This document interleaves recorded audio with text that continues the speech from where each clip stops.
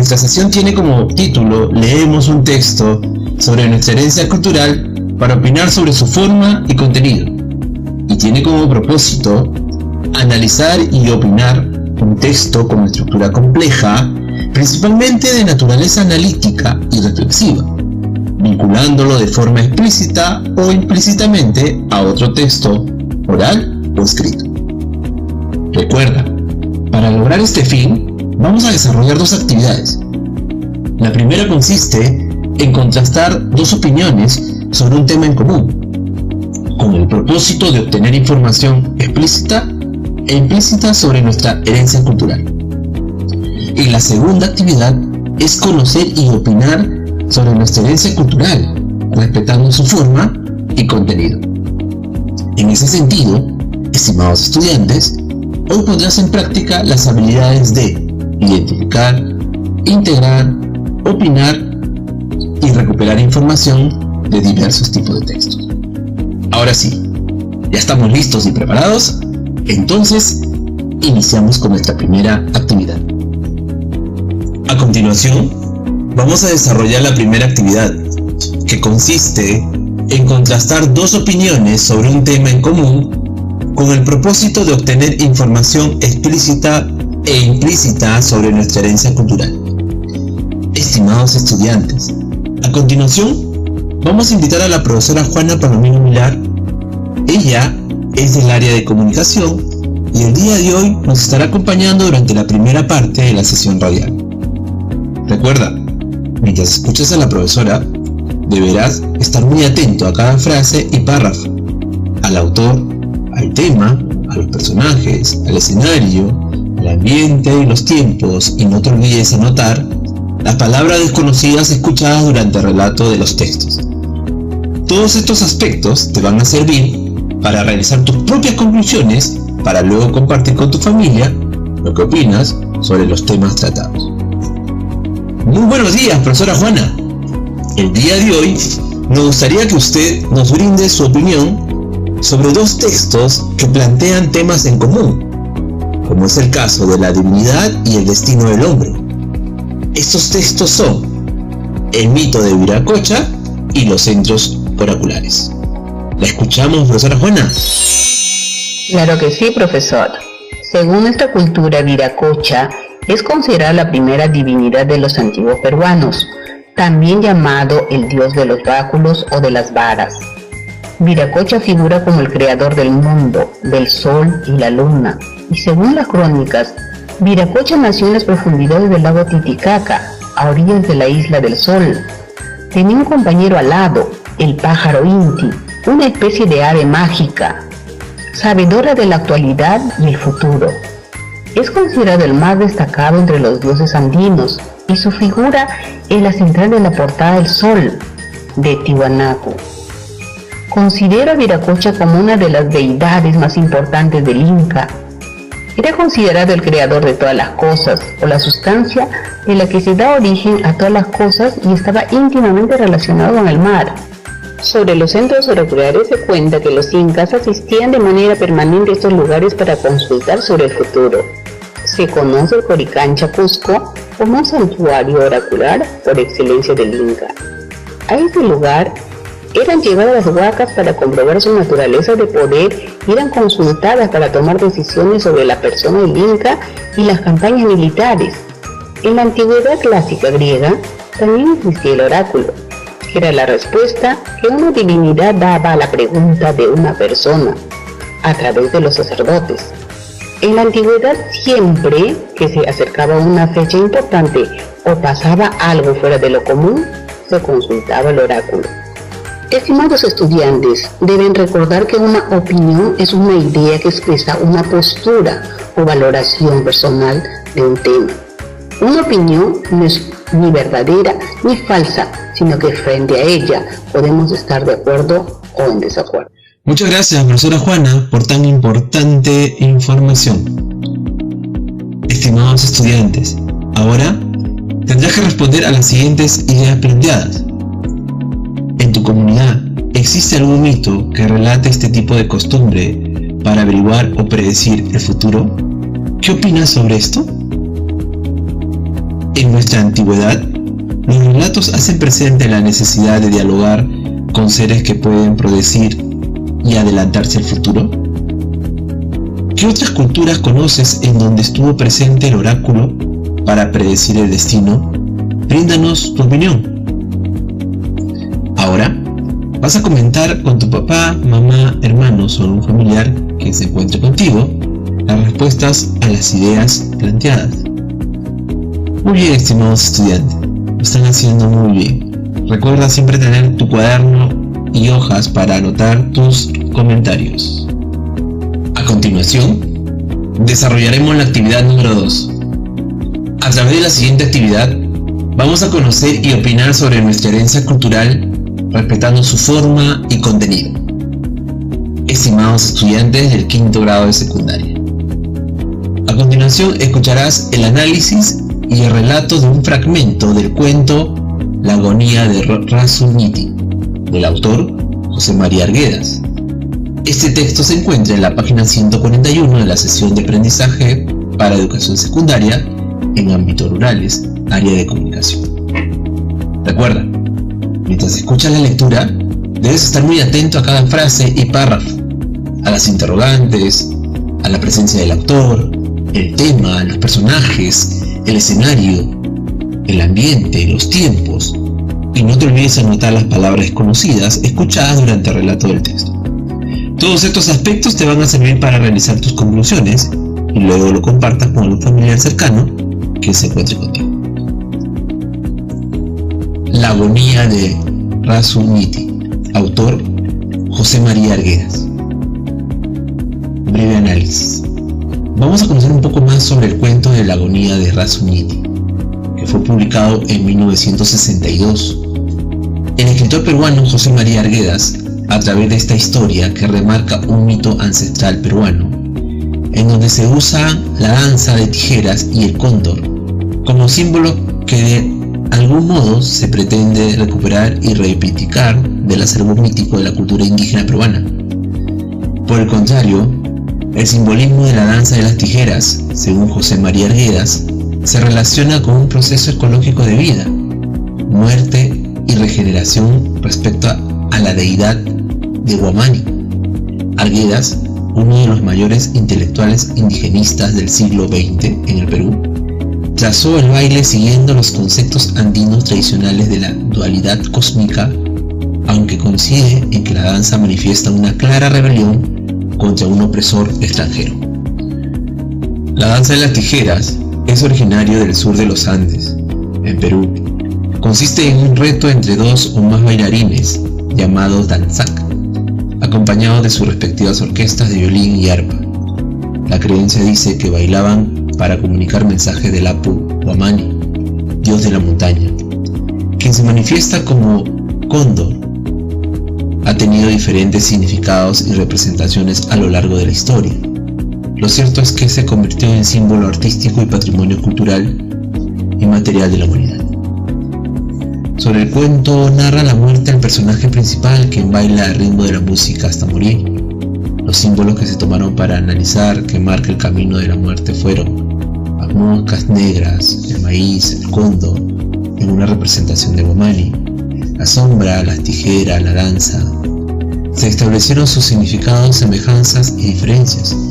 Con ello se pudo comprobar que el cuento trae aparejado un sentido único y profundo que el autor intentó plasmar con precisión, ese rito peruano que deviene en mito y que demuestra que las raíces indígenas son lo que formó el individuo latinoamericano, en este caso peruano. A continuación, un fragmento del texto La agonía de Rasu Niti. Estaba tendida en el suelo, sobre una cama de pellejos. Un cuero de vaca colgaba de uno de los maderos del techo. Por la única ventana que tenía la habitación, cerca del mojinete, entraba la luz grande del sol. Daba contra el cuero y su sombra caía a un lado de la cama del bailarín. La otra sombra, la del resto de la habitación, era uniforme. No podía afirmarse que fuera oscuridad. Era imposible distinguir las ollas, los sacos de papa, los copos de lana, los cuyes, cuando salían algo espantados de sus huecos y exploraban en el silencio. La habitación era ancha para ser vivienda. El corazón está listo. El mundo avisa. Estoy oyendo la cascada de sangre.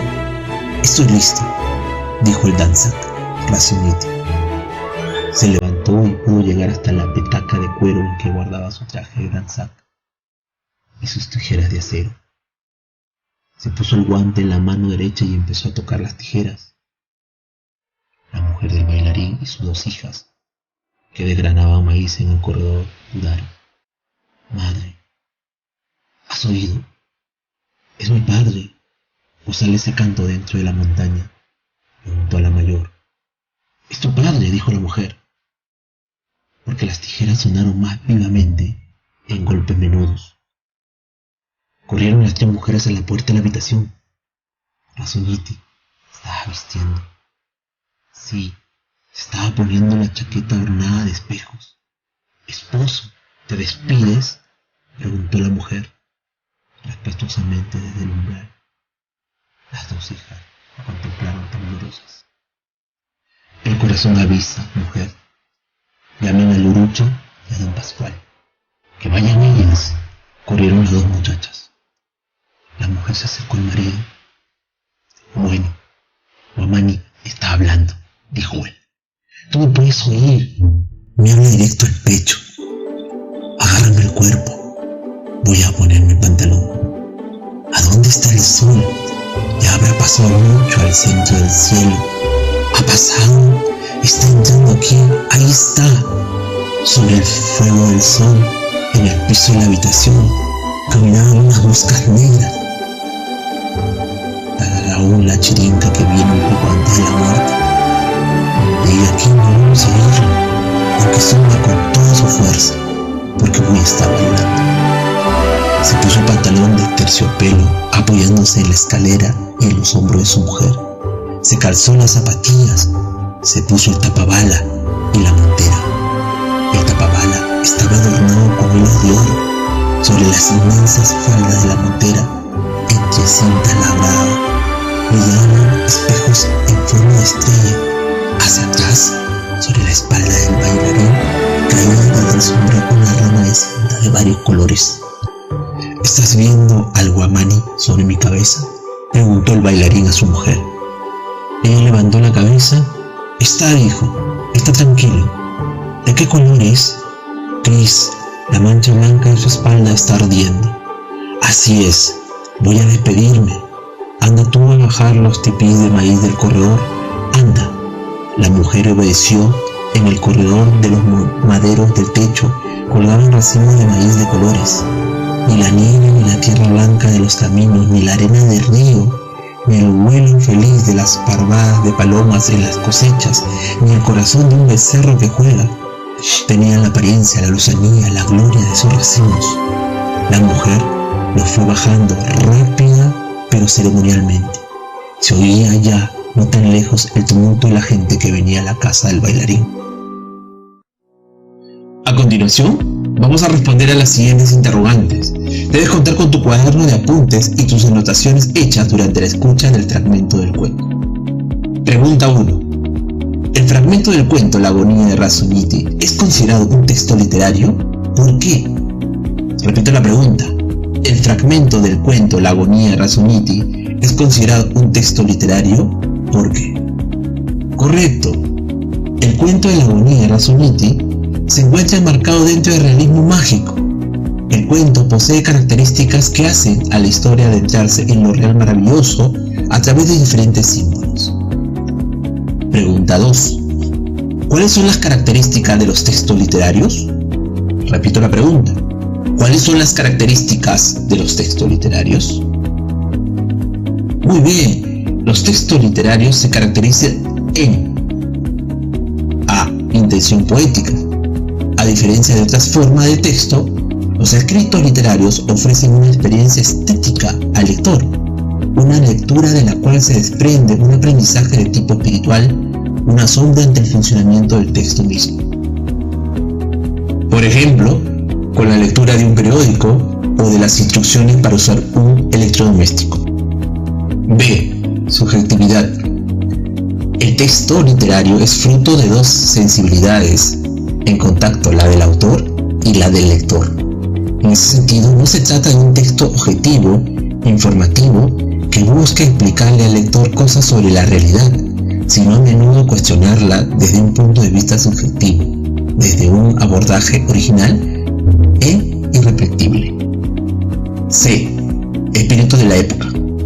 Al mismo tiempo, los textos literarios capturan el llamado espíritu de la época, que es como se llama el sentir colectivo que caracteriza a una comunidad o a una civilización entera durante el periodo específico.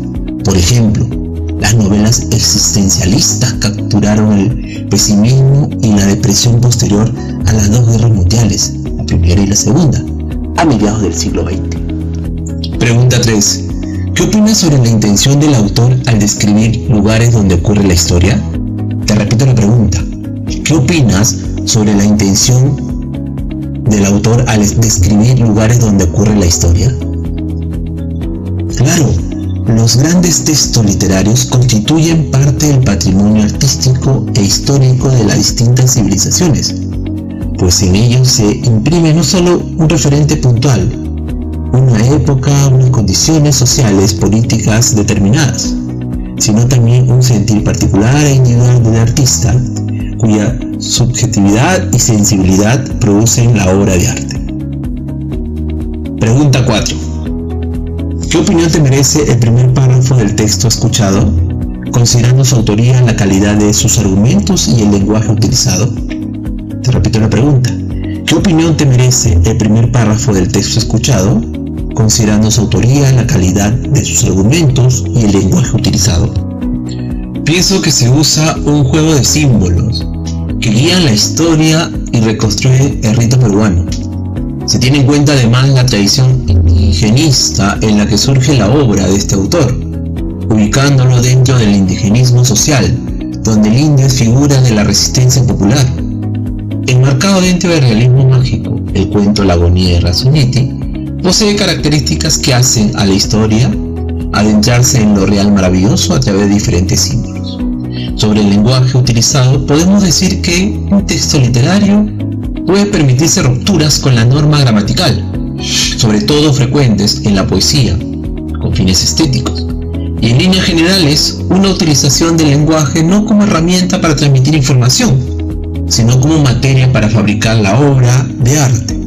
El estilo de un escritor es, en ese sentido, su manera particular y original de emplear el lenguaje. Pregunta 5. Según su contenido, el fragmento del cuento relatado pertenece a la siguiente clasificación.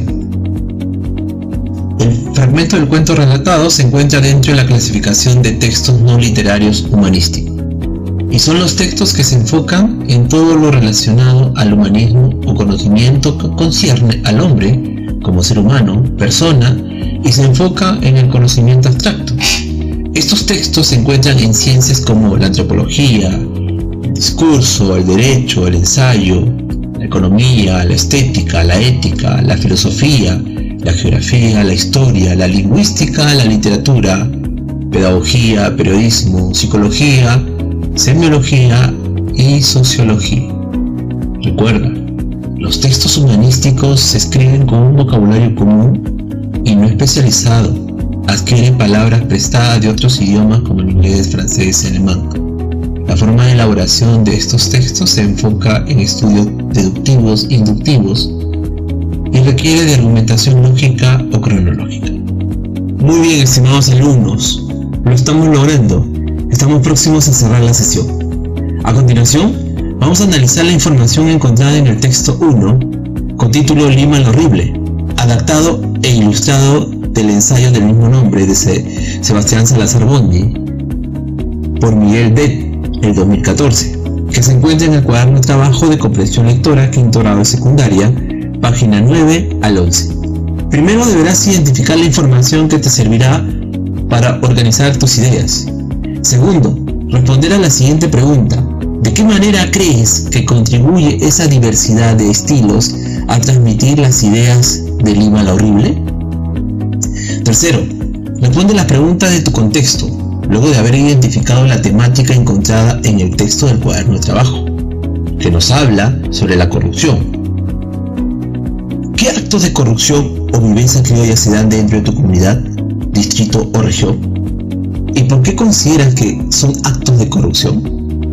Cuarto, luego de haber desarrollado las anteriores interrogantes, organiza las ideas que darán explicación o sustento a una opinión. Escríbelas todas las ideas con ayuda de guiones.